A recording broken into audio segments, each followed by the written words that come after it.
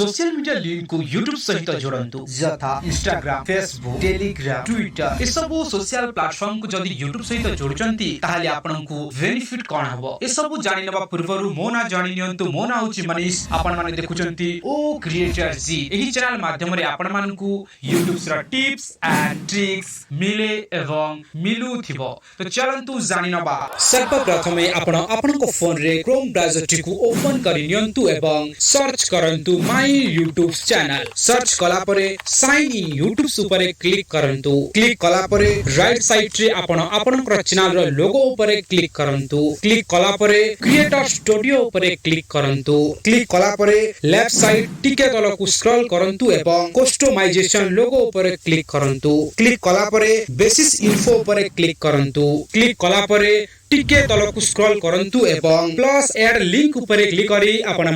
मानकर social media रा link title को देई पारिबे यथा फेसबुक टेलीग्राम इंस्टाग्राम एवं राइट साइड रे आपण मानकर सोशल मीडिया रा यूआरएल बा लिंक को पेस्ट करी पारिबे पेस्ट कला परे टिके तलकु स्क्रॉल करंतु एवं कांटेक्ट इन्फो रे आपण